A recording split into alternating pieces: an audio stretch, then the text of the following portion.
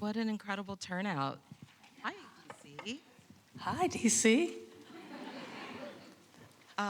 Ava, wow, what an honor to be able to have this conversation with you today. Thank I you. feel the same. Thank you for being here. I was in preparation for our conversation for being here today. I wanted to open with a story that is also, for me, somehow an image. And I've been thinking a lot about this idea that is so pervasive in terms of women and success of the glass ceiling.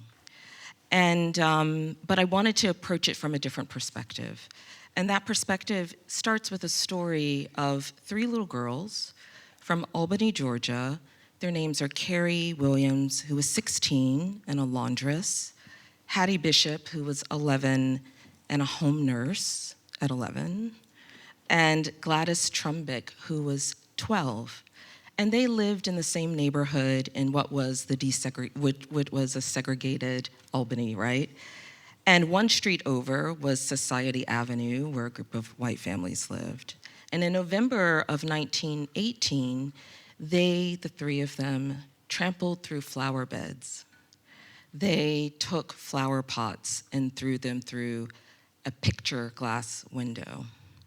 And I was really moved by this story because those little girls served 1 year on a chain gang. They never actually spoke about why they did what they did. And so I came across a story in Sarah Haley's wonderful book, No Mercy Here.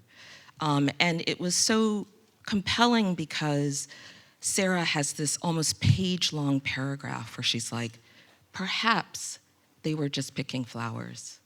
Perhaps they were frustrated. Perhaps they were dancing. Perhaps, which was a way of sort of giving them a kind of agency that they didn't have, and imagining a kind of beauty that was possible for them, and otherwise, if you will. And so this led me to thinking about these sites of contestation, right? Like the modes and debates that you feel like you are negotiating in your work. Like what are the flower pots that maybe you've thrown over the years? Okay. I got you. I want to push back so I can see you eye to eye. Well, thank you. That's a wonderful way to introduce that question. And Kamal, look what you've done. How do you feel? You feel good? I asked her how she felt about this. Was it what she dreamed it would be? And she said better. And she said, people came. And I'm so happy for you and happy for us. Thank you so much for this. Well, spaces of contestation, that's really interesting. Flower pots that I've thrown. I think two things come to mind. One is questions on how to negotiate within the industry that I work within, which is very much about monetization and commercialization, much more than the artistic endeavor. The first question that anyone's asking is not what does this teach or how is this going to make anyone feel or what are our opportunities to engender community. It is how much is it going to make?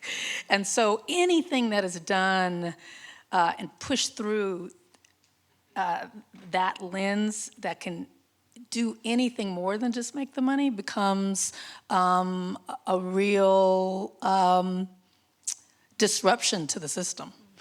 It is not built to do that.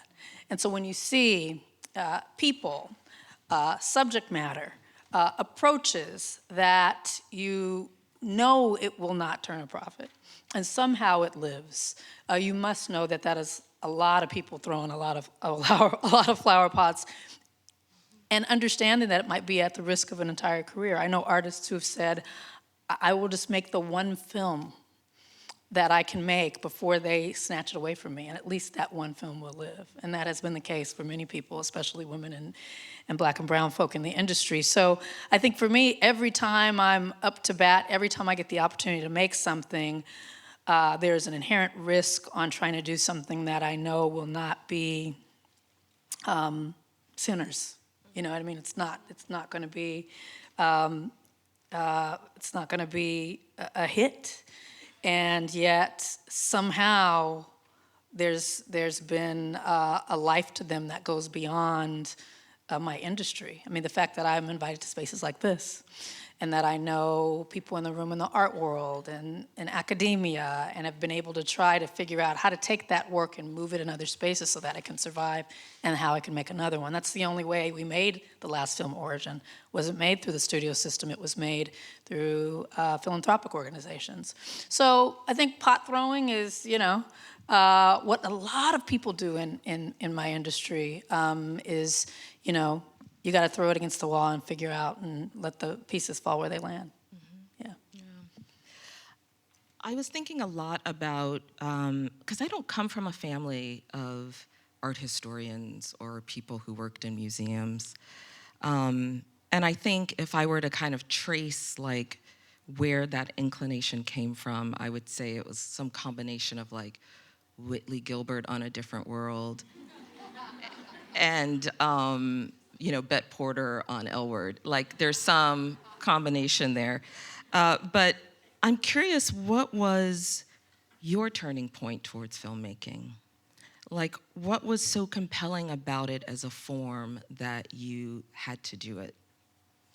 I don't think I had to do it. I don't think I had to do it. I saw it as a form, a practice that allowed me to explore and say the things I want to say. But I think there are a lot of ways to do it, and I still believe that there are a lot of ways. Filmmaking isn't the end-all, be-all for me in terms of the things that I want to express or research or know or share. But for me, I just love movies. I'm just a movie geek. It's not a sophisticated answer. Just some people just love baseball, I think. Some people like, I don't know, golf. I don't know the things that people like. Since a little girl, I just love films. I was just captivated by it. And I can sit in a dark room. It could be a sunny day outside in California. We enjoy those so often. And people say, don't be inside. Why are you in a dark room? Because this movie's on. Why else would I? What's outside? So just always love that as a way into, as a window to the world. And I think, growing up where I grew up, there were no movie theaters. So it was a real adventure. I grew up in Compton. There are no movie theaters in Compton then or now. And so there are no movie theaters in Selma. It really gets into an idea of cinema segregation, which is a real thing that we don't think about. Who has access to these windows to the world? How easy is it to get to these? That's why I'm such a big advocate of streaming, but I digress. The film, to watch a film is kind of a sacred time, sacred space, if I could actually get to a theater, and never thought that I could make one. Who makes making movies? No, that's a guy, he wears jeans, he has a leather jacket, glasses, like, what am I gonna do making movies? I had no awareness of the proud history of Black women and Black people in the cinematic canon at that point, because those films didn't come to the closest mall that I took the bus to an hour away. I was seeing big budget studio movies and knew nothing of Kathleen Collins and Julie Dash, and knew nothing of, even mainstream Black filmmakers at the time. And so it was when I was working as a publicist in movies, because I wanted to just be close to movies. So I took a job that was pretty good entry-level job as a PR assistant. This is for gals who are not handy, like me. If you were handy, you might be able to work on the set. I'm not handy, so I worked at the desk. And I was a publicist, and I got to be around movies being made. And I got to observe the guys directing, and I thought, that's how you do it? This is it? I can definitely do this. Definitely. I mean, there's gotta be another way. And so yeah, it really came from proximity, from seeing it and not even believing that I can do it, just saying, this is not that difficult, you know what I mean? And also being really interested in the ways that it would look when I did it. I thought it would look different. Why? Maybe don't scream at the actor, maybe maybe say, how you feeling? Like maybe there are other approaches, different ways to do it, to be with your crew, to build that kind of a vibe, a feeling that would have a certain outcome. These are all things I was interested in as I was exploring whether or not filmmaking might be for me. Yeah, with Edges of Ailey, I decided instead of showing the archival footage on small monitors, that I would actually try to make a film. And so I worked with an incredible two people, just two people, to kind of make that a reality. And it was very interesting because it was so different than curating, actually. Whereas you have a team where you're like, oh, you know what you're doing. I just have to tell you where to place the work, right? I have to consider the whole. But with the filmmaking, you actually have to convince people of your vision. Like, you have to actually bring them in a different way. They almost have to, and from my perspective, see through you in order to get to what they need to do.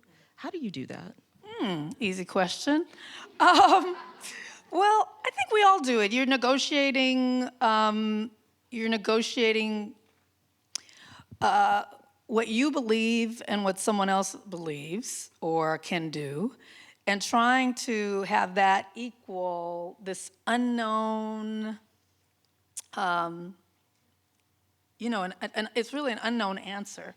I can write the script, I can pitch it to the financiers, I can get the money, I can know what my idea of it is, but I also know that idea will not be what you ultimately see, because this is a sculpture made by many hands, and although I might say I want to make this, it will come out looking not like that.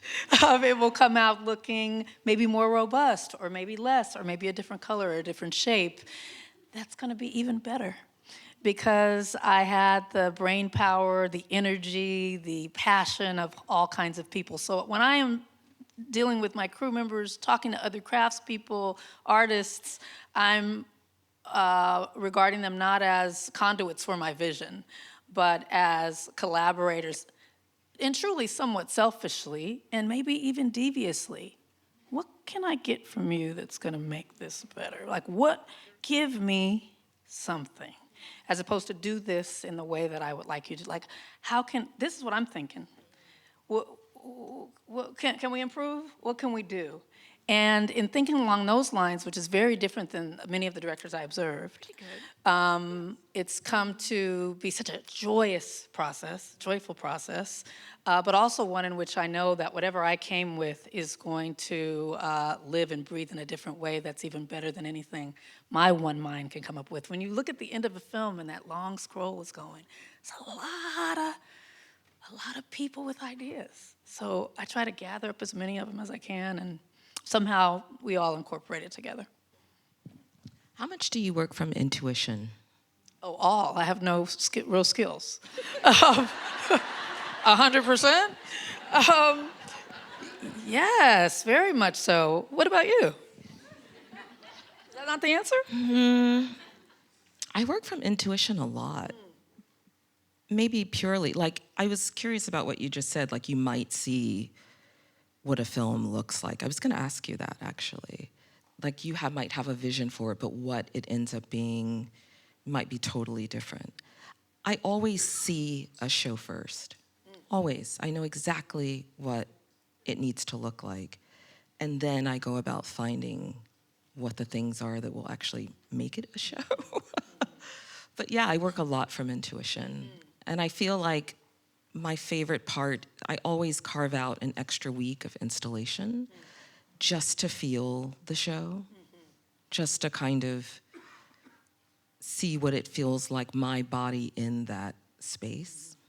Yeah. I think I know what I want it to be. I just don't necessarily prescribe the steps to get there. My job is to make sure it not be what I want to say. At the end of when they see us,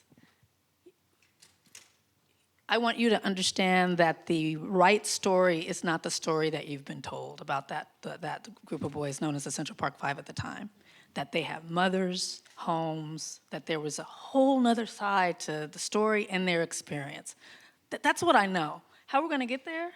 I'll put the script down, I'll have my ideas. I'm never walking into a meeting without an idea of how it's gonna go, or how it can go, or something that I can contribute. But really, going into every interaction with every crew member, every actor, open to what they can offer, what steps can they contribute to us getting to this point. And that's about as much as I try to know. And then, you rehearse, you prep, you get there on the day, and it rains, or someone's sick, or the actor's just feeling a different way, or it doesn't turn out that way. It's all how it's supposed to be.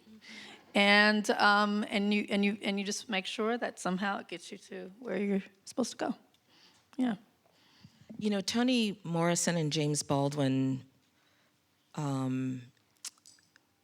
wrote so much to music, like they wanted their language and the cadence of it to be like Black music. And so they kept very close to it. Are there other forms, creative forms, that you look at, that you think about as part of your filmmaking? Creative forms.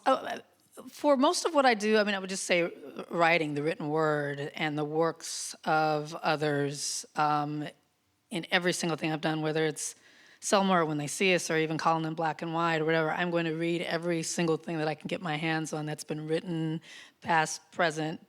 Sometimes Sarah let me read stuff that she's writing for the future, to try to, just kind of drench myself in the words of those who have thought deeply about whatever it is I'm going to try to represent on film for 2 hours or an hour. 13th, so much,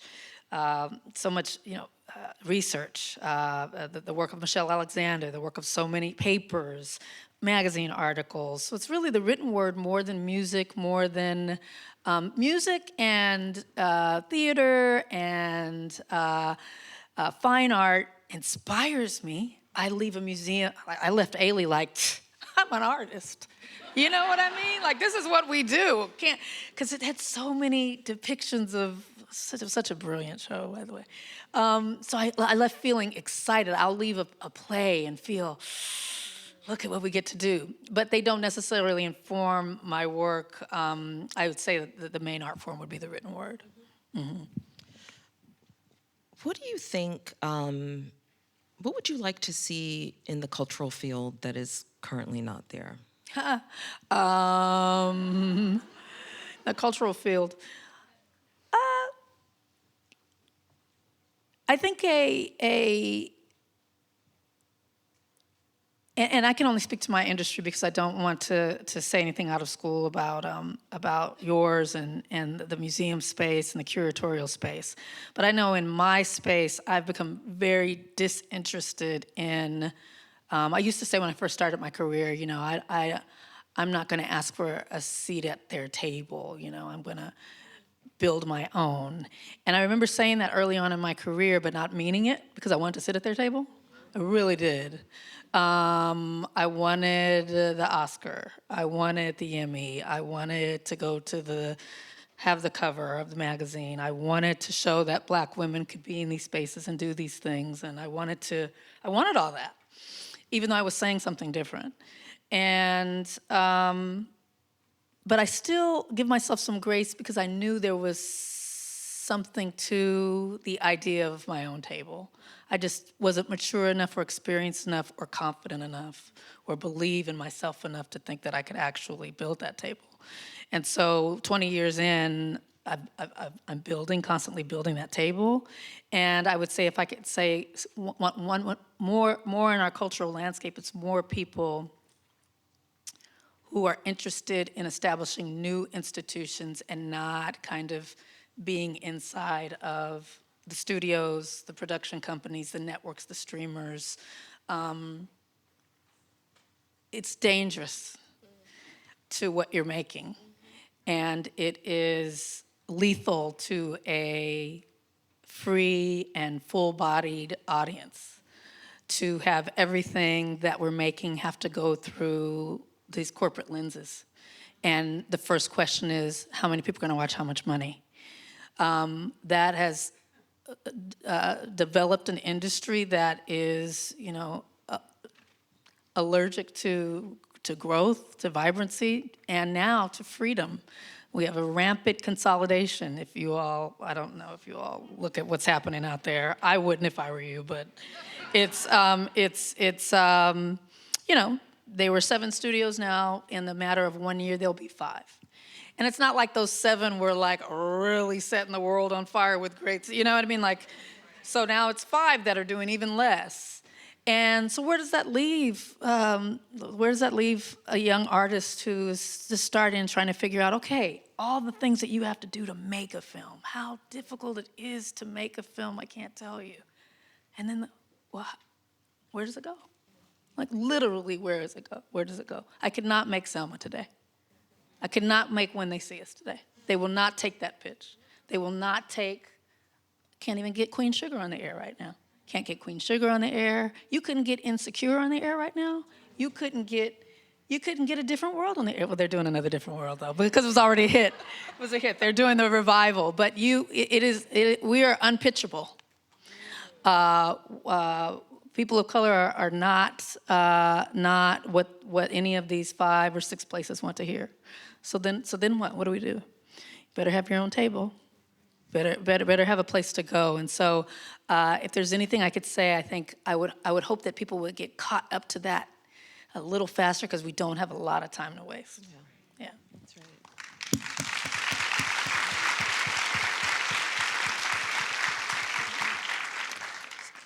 So, how did you build Array? And you did it in 2011, is that right? I think so. It really came out of while ago. Necessity, yeah. So Array is our studio. It's a physical space. It's a 3-building campus in historic Filipino town in Los Angeles. And my colleague Erica, who's helped me build that campus, is here. My colleague India Hammond, who's with me all day, every day at Array, and what we're doing there is trying to, I would say, yes, we welcome people in, but primarily, and I won't say selfishly, I'll just say for self-preservation, I have to have a place for my stuff to go. I have to know that I can't depend on anyone else to make this work and connect this work to an audience. And so a lot of what we incubate at Array are disruptive systems that allow us to kind of infiltrate and agitate and kind of throw flower pots within the system, and then always incubating independent pathways that don't require any permission to distribute films directly to audiences, to have our own theater. Thank you. Of our own 50-seat theater space, DCP compliant theater on our campus, to have writers' rooms, to have editing space, to have all of those things that you would see on a studio on a studio lot, but that I have to have a deal and permission and their approval to make on their grounds. A lot of the inspiration for having Array came from a space that's actually here in DC called Sankofa. Sankofa by the great filmmaker Haile Gerima, who is a pioneer in the Black cinematic canon across the diaspora, but also had this idea of, he always tells me, Ava, you have to have your own liberated territory. Your own liberated territory where no one can enter and no one can tell you no and no one can dictate what you do, what you say, and how you connect it to an audience. He's just been in my ear about that. So when I got my big wrinkle in time check, I bought that campus. And through a lot of the philanthropic organizations that support us, we're able to bring other artists in to make their work, and I'm able to make my work in that safe space. So I built it because I had to, and then it's just brick by brick, little by little. Is that? I think I see friends out there. Is that Kat? No? I guess it's not. Okay, there you go. I thought it was Kat Gunn. Do you all know Kat Gunn? Oh, yeah. I thought that was her over there, but it's not. Yeah, go ahead. Okay, we love Kat. I do too. I thought I saw her. Next time. Okay, so in addition to building your own table, which feels like a real gift in this room, thank you for that. Is there any other advice that you would give to people here about sustaining a creative life in the midst of what feels like a time of embers, like a time. I had a conversation last night with so many people, multiple people, about how there's certain language they can't use at their museums any longer. There's certain stories that they feel like can't be told. What advice would you give to us that rallies us to continue this work despite all of this? Yes. Well, that's unfortunate. I have been trying to embrace this time as a wonderful time to incubate and learn. There's certain things I can't say right now. And so I can talk about that, I can't say them. Or I can spend that time preparing. I could spend that time learning. I could spend that time trying to figure out ways to kind of circumnavigate the route that I used to go. Okay, we'll just have to figure out another way. And we have a proud history. Women, people of color, queer people, all of our histories are figure it out, find another way. And I think that we're just in that time. I mean, one of the most entertaining things that I saw over the last couple of days were those gnome hearings. I said, wow, I'm enjoying this. And just to see and to take those little victories, the little joys, to know that none of this is permanent. You know, none of this is permanent. I'm working on a documentary right now that deals with the Civil War and Reconstruction and redemption and the connections between what we experienced, that there's a straight line between everything we experienced during the Civil War and today. And when you know that history, you know there have been worse times than this in this country. Worse times in this country. Imagine 400,000, I think, dead from the Civil War. A country torn apart. 4 million people who were formerly considered property now. Good luck, guys. Figure it out. And the person who was going to bring it all together and had some ideas about how to do it is assassinated. The person who animated him is a black man who doesn't necessarily hold office, Frederick Douglass. A whole scheming plot to tear any progress down as it was happening. A brick is put down, we'll tear back two, and that is just and in the midst of that, HBCUs. In the midst of that, you know, proud traditions of the black church, black towns, you know, women who were left out of the Reconstruction amendments, saying we'll continue on. I mean, once you know the history, the movie says it better. Once you know the history, you understand that we've been in times with even some of these people aren't that smart. Everything they're saying has been said already. And everything they've done has been done already. They're doing it really fast, like Chelsea said. What did you say? The volume and velocity of the vial. That's my next Substack essay. But it's coming at us really quickly. That might be different in new ways through social media, through you know, linear media, through the institutions being infiltrated. All of the layering might be new, but the tactics are not new. In fact, they're very old and played. And so what is also not new is the strength of our organization, the verve of our resistance, and the capacity of our imagination to overcome it all. Just got to get organized. And for me, somewhat, I stop myself from talking about what they're not doing or what I can't do and talk about what I'm doing and what I can do. And that's what I would encourage us to focus on. Yeah. Thank you.